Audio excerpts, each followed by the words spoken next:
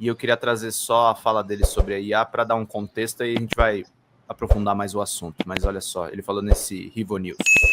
Eu ganhei o prêmio Claude Shannon nos Estados Unidos, né? Uau. E quando eu fui no Bell Labs, que foram os caras que descobriram a radiação microwave do Big Bang, né? Os caras eram 2 engenheiros, subiram no telhado para testar uma antena da AT&T e tinha um ruído em todo lugar. E eles não conseguiam entender como é possível ter o mesmo ruído em todo lugar. Penzias. Alan desceu, o Dr. Penzias desceu, foi na sala dele e falou: o Big Bang. Nós achamos o som essencial. O último som, o último suspiro do Big Bang em todo o universo. Por isso que vem de todas as direções, você imaginou? E eu fui lá receber o prêmio lá, o Claude Shannon, e eu vi o escritório do cara, do Claude Shannon, né? E ele já tinha dito isso. A minha definição de informação é uma definição peculiar de um canal ruidoso que não tem nada a ver com o cérebro humano. O Alan Turing falou a mesma coisa, o John von Neumann a mesma coisa, mas isso foi esquecido, isso foi eliminado. Tá. E um cara chamado John McCarthy, no final dos anos 50, queria fazer uma conferência e que precisava de um catch, um name que pegasse o Departamento de Defesa americano para conseguir dinheiro, para financiar, né? O cientista tem que fazer isso também. O marketing científico, que é muito, né, importante. E esse cara não sabia o que fazer porque ele estava querendo pensar em inteligências, né, artificiais. Então ele falou, vou falar para os caras que eu vou fazer a primeira reunião de inteligência artificial. O Pentágono, né, meio da Guerra Fria, falou, opa! E aí eles prometeram, eu pus isso no meu livro, O Verdadeiro Criador de Tudo, eu achei o facsímile do New York Times, a manchete é assim, 58, 57, quando a União Soviética lançou o Sputnik, houve um pânico nos Estados Unidos, achando que a União Soviética ia estar à frente. Claro. Né? E a manchete do New York Times garrafal é a seguinte: Marinha espera nas próximas semanas receber o seu supercomputador inteligente. 57 ou 58. A Marinha está esperando até hoje. Sim. Tá? Pagou à vista, mas ainda não recebeu. Então, na realidade, ela não. Eu digo isso porque ela não é inteligente, porque a inteligência é uma propriedade emergente dos organismos quando eles interagem com o meio ambiente e com outros organismos. Você está falando, me vem na cabeça aquela música do Gilberto Gil que diz que cérebro eletrônico nenhum me dá conforto no meu caminho inevitável para a morte. É mais ou menos isso. Então, assim, de resto pode ajudar, mas no fim do Como dia... me disseram a primeira vez que eu fui para Salvador, para ver pela primeira vez o... Como é que chamava, meu Deus? Aquela banda que tem no Pelourinho... Olodum. Imagine, o cara tá 30 anos nos Estados Unidos, o Brasil ganha a Copa do Mundo, a próxima conferência dele é onde? Salvador, Bahia. Eu vejo o Olodum, quer dizer, o mundo mudou de porta, de galáxia. Você sai dos Estados Unidos e acha o Olodum, que eu não sabia nem o que era, né, quando eu vi. Como me disseram nessa viagem, todas as verdades da humanidade antes e depois da existência dela estão aqui na Bahia, entendeu? Então, na realidade, a inteligência é uma propriedade da matéria orgânica, dos organismos, e ela é não computável. Esse é um fenômeno descrito pelo Alan Turing. O Alan Turing, que é o pai de toda essa brincadeira, ele disse o seguinte: é impossível prever quando um programa de computação numa máquina de Turing, que é os nossos computadores todos, vai parar de rodar. É impossível. É um fenômeno não computável. Essa é a mãe ou pai de todos os fenômenos não computáveis, ou seja, você não consegue formular eles, não consegue fazer uma fórmula, não consegue criar um algoritmo que te prevê quando o seu tablet vai parar de funcionar. Sim. Tá? É impossível. E isso foi demonstrado por matemáticos, não tem dúvida nenhuma. E a natureza está repleta. Provavelmente a maioria dos fenômenos naturais são não computáveis. É a minoria que você consegue pôr numa fórmula e depois pôr num algoritmo. Então, se isso não fosse verdade, todo mundo era bilionário na Bolsa de Valores, tá? Claro. Todo mundo conseguia prever qualquer movimento. Você acha que não ia ter uma... e é nisso que tem muita gente ganhando dinheiro na internet, aplicando golpe em cima de gente que quer dinheiro fácil. Bom, veja bem, você viu o escândalo modelos, Não, né? o modelo... Agora eu vou fazer uma piada americana, mas eu preciso fazer. Vocês viram o escândalo da criptomoeda daquela empresa, né? Sim. Quem poria dinheiro numa empresa cujo CEO se chama Bankman-Fried? sério. É o ponto. Não, é um ponto, É não um é? ponto. É um ponto. Né? Você vai falar com o cara, olha, eu quero seus 2 milhões aqui. Por favor, o nome do senhor Bankman-Fried. Não. Não dá.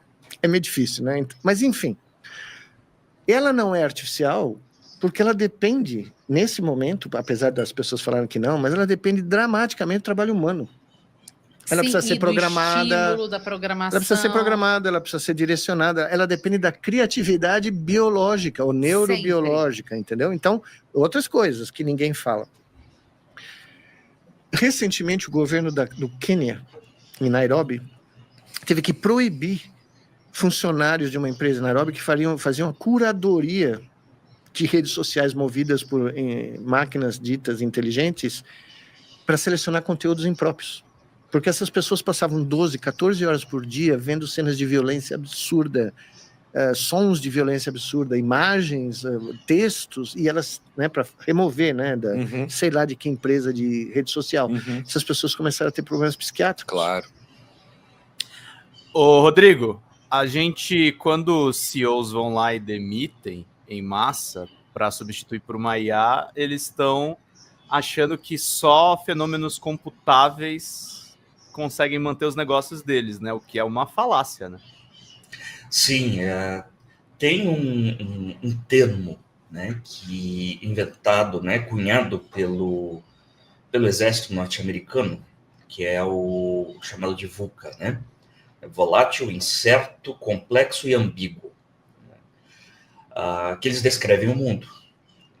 O que o Nicolelis fala, né, sobre a respeito do que o Turing coloca, que também o Gödel, não é o Goebbels não, é o Gödel, matemático, Gödel, apresenta na teoria dele de que é impossível você provar matemática com a própria matemática, né? É um trabalho similar ao do Turing, que é o da teoria da incomputabilidade, que o computador ele é computável. Nós sabemos como o computador funciona, nós não sabemos como o cérebro funciona. Sobre o cérebro a gente tem uma ideia, a gente tem uma... Hipóteses, né? Nós temos... Não chega nem a ser hipóteses, são ideias que ainda estão sendo testadas, né? São hipóteses que ainda estão sendo testadas e o que nós temos de comprovação científica sobre o funcionamento do cérebro, desde que se começou, né, com os fMRIs e tudo mais, estão sendo constantemente, com frequência, sendo derrubados, né, em termos científicos. Então, assim, a gente literalmente não sabe como o cérebro funciona. A gente tem uma ideia, a gente fala, ok, acontece isso, faz aquilo, mas na nossa percepção de causalidade, correlação e causalidade, nós não sabemos. O mundo é complexo, né? A aleatoriedade permeia toda a nossa existência. Nós ainda não entendemos, não compreendemos a aleatoriedade da forma como, né, ela deveria ser compreendida, por exemplo, em sua totalidade. Nós sabemos como utilizá-la através das estatísticas e probabilidades, né, ou seja, nos estudos matemáticos, mas a máquina não tem essa propriedade. Na máquina nós temos a pseudo-aleatoriedade, né? São fórmulas e formas que nós usamos para simular, mas toda ela é ainda previsível. É um dos exemplos do porquê é possível se controlar o resultado aleatório nas bets, por exemplo. E porque essas apostas digitais, elas podem ser manipuladas, e geralmente elas o são.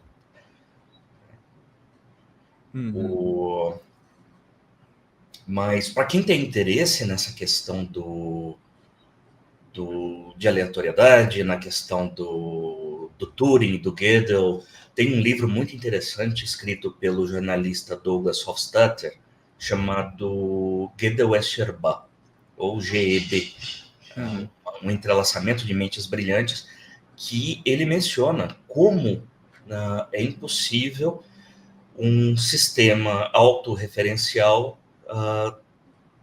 conseguir elaborar algo melhor do que si, melhor do que ele mesmo, né? Trazendo essa teoria da incomputabilidade, ou a teoria, né, do Gödel também, para um modelo de discussão filosófica. Muito bom, muito bem. É interessante você trazer todas essas referências, porque é o que a gente está colocando, né? A gente está lidando com questões práticas também, porque a gente está falando sobre emprego, está falando sobre as pessoas também tendo que lidar com um universo de decisões, ao meu ver, bastante equivocadas. Eu acho que isso vai ser revisto em algum momento. Ao mesmo tempo que a gente também tem que ver a fronteira científica que isso rompe, né? A verdade, as IAs, elas deveriam funcionar, né, como uma ferramenta das pessoas, não é o substituto do trabalhador, não é o substituto da mão de obra. Elas deveriam, na verdade, contribuir até para jornadas exaustivas de trabalho que a gente tem hoje em dia, para a gente não ter que se matar de trabalhar, né? De repente deixa uma máquina ali fazendo uma parte do serviço, que não significa fazer a substituição. É um tema que me chama muita atenção. Agora a gente teve tudo estressado pela vinda agora da IA chinesa, o DeepSeek, que está movimentando o Ocidente com uma perda aí estimada no mercado de especulação de 1 trilhão, e está movimentando a China também. Agora o Alibaba está bombando o Qwen, que é a IA deles. A gente está vendo uma disputa realmente China e Estados Unidos. E aí, para encerrar a tua participação mesmo, Rodrigo, como é que você vê essa competição? Isso é um assunto que eu tenho abordado muito lá no Drops, e eu queria te ouvir um pouco sobre ele.